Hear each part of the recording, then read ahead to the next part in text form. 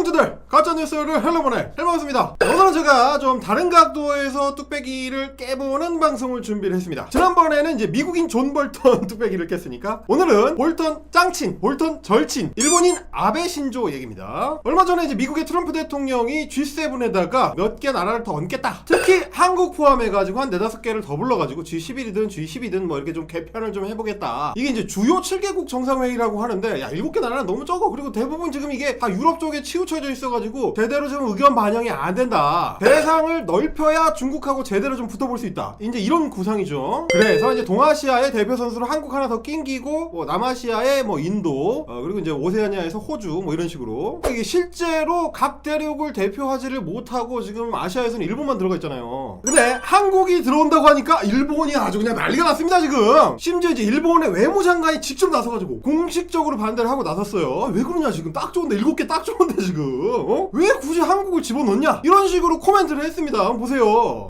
我が国だけでなくですね、この G7 がですね、このような枠組みを維持することは極めて重要であると、こういう考えであると考えております。 게다가 얼마나 급했는지 총리까지 나서가지고 말이죠. G7 지금 딱 좋다. 7개 나라가 세계를 리드해야 된다. 이제 이런 식의 썰을 풀고 있습니다. 그 얘기 뭡니까? 한국 들어오지 마라. 아예 이제 그 정부 차원에서 공식적으로 미국한테 이거 아니다, 한국 아니다, 이렇게 얘기를 했다는 거예요. 뭐라고 했느냐? 중국과 북한에 대한 한국의 외교 자세가 G7과 다르다, 이런 우려를 표명을 했다는 겁니다. 한국을 믿을 수 없다. 짱한테 가가지고 야, 쟤는 믿으면 안 돼, 저 새끼 믿을 수 없어, 이런 얘기를 했다는 거야. 자, 이게 사실은 작년에 우리한테 갑자기 무역전쟁이랍시고 이제 싸대기 때리는 그 상황이랑 똑같아요. 한국은 믿을 수 없는 나라다. 자, 이쯤 하는 거를 보면 거의 일본이 구군을 걸고다가 한국이 뭐 잘 되는 꼬라지를 못 보겠다라는 것처럼 보입니다 지금. 아니 도대체 그 G7인지 G11인지 한국이 들어가든지 말든지 왜 저렇게까지 난리를 치면서 막으려고 하는 거냐. 그거를 해가지고 막으면 일본이 얻을 수 있는 게 뭐냐. 오늘 우리 아베상의 뚝배기 속을 좀 들여다보도록 하겠습니다. 헬기예요?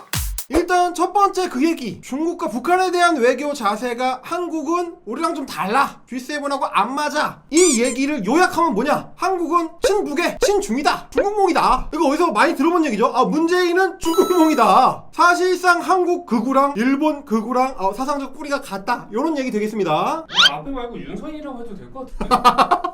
둘이 하는 얘기가 똑같구만 뭐. 실제로 그래요. 실제로 여러분, 실제로 잘 보세요 여러분. 일본 정치인들한테 직접적인 영향을 미치고 있는 혐한 잡지들의 내용들을 훑어보면은 저런 얘기들이 그동안 주구장창 나왔습니다. 그리고 그거를 일본 주류 정치인들이 그대로 받아서 떠들어요. 자, 바로 직전까지 주한 일본 대사를 지냈던 무토 아저씨가 있습니다. 무토 아저씨, 무토 마사토시 전 주한 일본 대사, 책을 냈는데 무려 문재인 대통령이 당선되자마자 책을 냈습니다. 제목이 한국인으로 태어나지 않아서 다행이다. 야, 이 어그로를 끌려면 이 정도는 해줘야 돼. 이 아저씨 유튜브로서의 싹수가 뭐예요? 딱 봐봐, 윤서인 유튜브 제목이라고 그러면 그냥 그러네. 그렇지. 자, 그래놓고 2년 있다가 책을 한 권 더 냈습니다. 뭐라면 이번엔 좀 더 나갔습니다. 자, 책 제목이 문재인이라는 제액. 이게 뭡니까? 문재양이죠.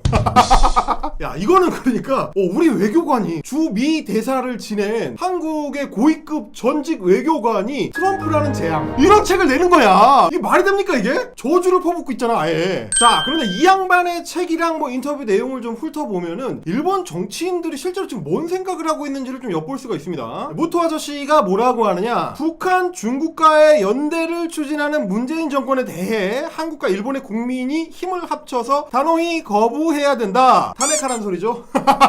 남의 나라한테 말이야. 문재인 정권은 북한이랑 중국이랑 연대를 추진한다는 거예요. 한미 동맹 다 갖다 버리고 북한이랑 중국이랑 연대하려고 그런다. 중국몬 수준이 아니야 이거는. 실제로 극우 혐한 잡지들은 뭐라고 타이틀을 뽑냐면 이 가관이에요. 여러분 보세요. 아예 문재인 대통령 북한 스파이다. 이거 성재준 TV에 엄청 많이 나오는데, 간첩 문재인 결국 점점점. 그리고 문재인 정권은 한국의 탈레반이다. 야, 이게 대단합니다. 대단해요 정말. 어떻게 된 게 이제는 혐한도 일제보다 국산이 더 좋은 겁니다. 이 제목들을 보다 보니까 반일 종족주의 정도는 엄청 세. 고급스러워. 아이, 그렇게 촌스럽게 뽑으면은 사람들이 안 사. 좀 세련되게 혐한할 수 없겠어? 아니 가지고 국뽕을 끌어내는 이 플로우인데. 혐한도 한국이 낫다. 윤서인이 더 잘해 무토보다. 아니, 지금 말이죠. G7 딱 좋다 이 얘기가 뭐냐, 다 서구 파란 눈들인데 그 중에 동양으로 그냥 우리만 딱 들어가 있으니까 이거 뻗어나거든. 간지는 안다 이거야. 우리가 사실상 유럽이다. 맨날 얘기했던 그 탈아입구 이걸 우리가 달성을 했는데 말이야, 눈치 없이 한국 새끼들이 끼어들려 그래 그걸. 옛날에 우리 할아버지 때 우리 종놈이었던 것들 아니야, 저 천한 것들 저거. 이런 우월 의식이 훼손될 수도 있다는 겁이 나는 거죠 지금. 감상을 못 하시겠다.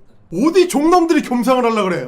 사실 일본의 이런 속내에는 여러 지표를 통해서 확인이 됩니다. 신경 쓰는 놈이 쫄리는 놈이에요 원래. 여유 있는 쪽에서는 그렇게 신경 안 쓰거든. 김소인 같은 애들은 주구장창 떠드는 게 한국 사람들이 컴플렉스가 있어가지고 일본이 뭐 하면 그렇게 이제 맨날 신경 쓰고 의식하고 막 이런다 이런 식으로 얘기하지만, 실제 요즘 분위기는 전혀 다르죠. 요즘은 일본인들이 오히려 한국 사람들한테 이제 컴플렉스를 발동하려고 해요. 얼마 전에 그 한국의 이 구매력 기준 GDP가 일본을 넘어섰다 이제 이런 기사들이 나왔습니다. 그래서 그게 좀 논란이 됐었어요. 근데 이게 새로운 얘기가 아니거든. 이미 2017년부터 앞섰던 얘기인데다가 사실은 이게 물가 수준하고 연관이 있기 때문에 PPP 가지고 이제 GDP 따지는 게 뭐 맞냐 틀리냐 이런 논란이 좀 있습니다. 그래서 한국에서도 실제로 기사가 많이 뜨진 않았어요. 중앙일보하고 한국일보하고 2개 정도 나왔어요. 그리고 PPP 기준으로 대만이 우리보다 잘 살거든. 그렇지. 대만이 물가 수준이 낮으니까. 근데 그렇다고 우리가 대만 보면서 대만이 우리보다 잘 사는데 이렇게 생각 안 해. 그렇지. 그러니까 사실 한국의 매체들도 대단치 않게 생각해서 기사를 많이 안 냈어. 근데 오히려 엉뚱한 데서 난리가 났습니다. 일본에서 난리가 났어요. 일본의 최대 포털 사이트죠. 야후재팬의 헤드라인에다가 이 기사를 그냥 팍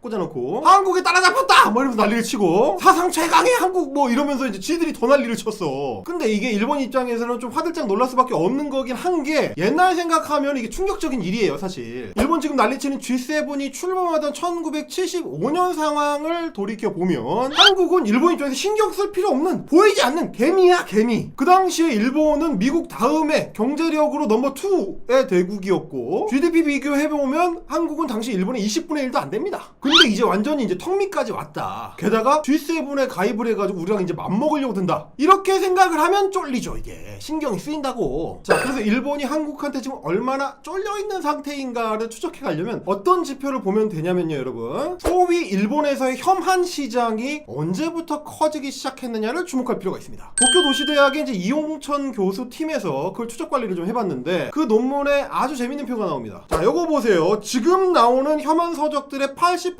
이상이 언제부터 많이 나왔느냐? 2005년 이후에 폭발적으로 나옵니다. 딱 요 시기가 이제 한국이 일본을 따라잡네 만에 한창 그 구군이 올라가던 그 시기죠 이게. 멱살을 잡히네 만에 하는 와중이 되니까 일본 애들이 한국 새끼들 뭐지? 이런 생각이 드는 거예요 지금. 흥미로운 게 하나 있는데 2017년 PPP 기준으로 GDP 역전했을 때 그렇죠. 딱 그 시점부터 한국이 일본 사람을 미워하는 비율보다 일본 사람이 한국 사람을 미워하는 비율이 더 높아졌어.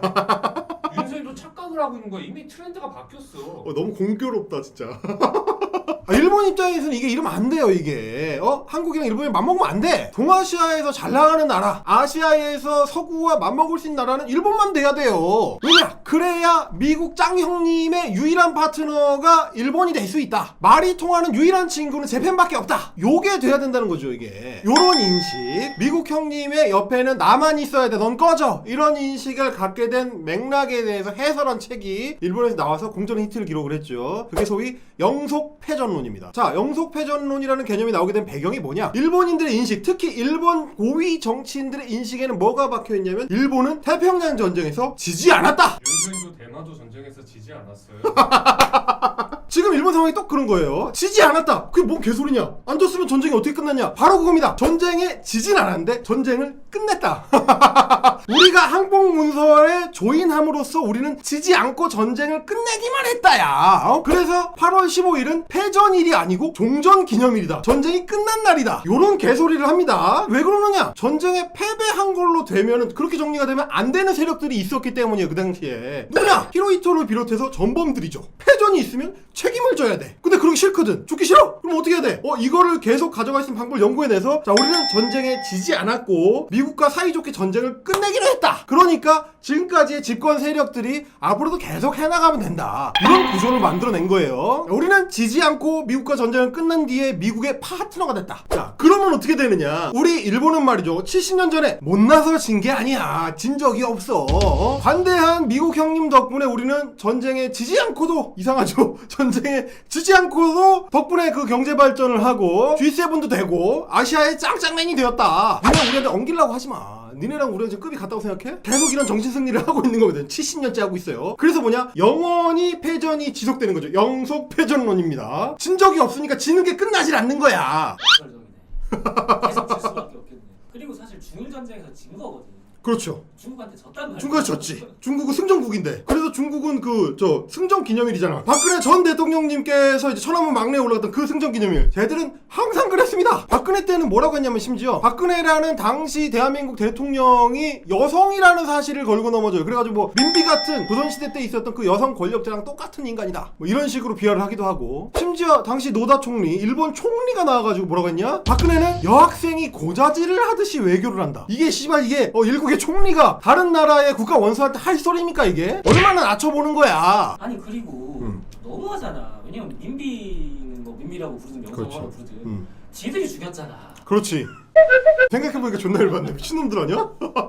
애초에 우리한테 아주 뿌리 깊은 우월 의식을 갖고 있는 건데 그거 이제 계속 갖고 있고 싶어. 그게 안 되니까 지금 신경질을 부리고 어깃장을 부리고 이런 거예요 이게. 그 연병을 떠는 게 잘 되는 것도 아니야. 실력이 예전만 못해요. 아니 우리 싸대기 갑자기 때렸다고 어떻게 했습니까 지금. 괜히 그 지네 저 소재 부품 기업들 그냥 개박살나고 말이죠. 한국의 반도체 기업들한테는 큰 타격 없이 오히려 지금 소재 부품 쪽 그 국산화만 진행이 되고 있어요. 아니, 국산화 안 되는 거는 우리가 이제 뭐 수입 다변화 해가지고 딴 데서도 다 구할 수 있다는 걸 지금 증명을 해버렸잖아. 그럼 이제 어떡할 거야. 그러고 말이죠. 우리 서인이가 절대 망할 리 없다던, 절대로 망할 수 없다던 그 대마도 서인아 이거 어떡할 거야. 유인국경 리도법은 어떻게 된 거야? 바로 유인국경 리도법 때문이야. 그리고 냉정하게 생각을 해보면 일본이 진짜로 자기네 국익만을 위해서 플레이를 하고 있는 거라면은 우리한테 이러면 안 돼. 중국을 포위하자. 인도태평양에서부터. 이 전략을 아베가 2007년부터 가다듬어가지고 2016년, 2017년에 본격적으로 제시를 한 개념인데 그게 소위 이제 인도태평양 전략이라는 거죠. 여기서도 계속 의도적으로 한국을 뺄라 그래. 일본은 그래가지고 인도태평양 전략 얘기할 때 한국 얘기를 안 해요. 아세안에 가가지고는 해달라고 하면서 한국한테는 얘기를 안 해. 그래서 뭐 맨날 얘기하는 게 미국, 일본, 인도, 호주 이렇게 해가지고 아세안 끼워가지고 이렇게 포위하자 이런 식으로 얘기를 하는데 아니 우리를 왜 빼려고 하냐고. 이게 동아시아의 군사강국 한국을 빼버리면은 그 포위망의 완성이 안 돼. 그럼 오죽했으면 미국이 직접 나서가지고 니네 들어와라. 한국 들어와라. 아 제발 들어와. 이리로 오라고. 계속 얘기를 하고 있지 지금. 아니, 우리 입장에서야 이제 중국하고의 관계를 생각을 해야 되니까 당장 들어가도 중국 니네 죽었어 이렇게 할 수는 없는 거니까 우린 좀 약간 애매한 스탠스를 계속 유지하고 있는데 미국은 요청하고 있는데도 일본 애들은 우리한테 절대로 요청을 안 합니다. 절대로 요청을 안 해요. 이게 미국 입장에서 보면 이게 무슨 중국을 포위하겠다는 건지 한국을 왕따시키는 게 무슨 그래가지고 한국이 선택한 그 전략이 신남방 정책이란 걸 통해서 그렇죠. 인도 태평양 조약이랑도 결합할 수 있고 그렇죠. 중국의 1대1로랑도 결합할 수 있다. 그렇죠. 이 칼럼이 그 저희의 헬머스 리워드 칼럼이 있다는 거 아닙니까? 이게 뭡니까? 중화 4대 2000년의 구력. 그러니까 국익을 그렇게 생각해가지고 냉정한 판단을 하겠다고 하면은 쟤네 저러면 안 돼요. 자기네의 구상을 제대로 펼치려면은 한국을 끼워 넣어야 돼. 와서 부탁을 해야 돼요. 한국이라는 파트너를 자꾸 뭐 친중이니 친북이니 이렇게 몰아치려고 한미동맹 밖으로 밀어내려고 해가지고는 모양이 안 나와. 이거는 내가 진짜 니네 걱정해가지고 하는 얘기예요. 그러니까 역사 문제부터 좀 제대로 반성을 해가지고 어떻게 좀 잘해볼 생각을 좀 해보자 아베야. 이런 조언을 드리면서 자 9월에 이 열리는 G 머시기가 G7이 될지 G11이 될지 G12가 될지 지켜보도록 하겠습니다. 오늘은 여기까지고요. 저는 헬마우스였습니다. 구독은 동지, 제보는 팀플, 멤버십은 동료. 헬 예!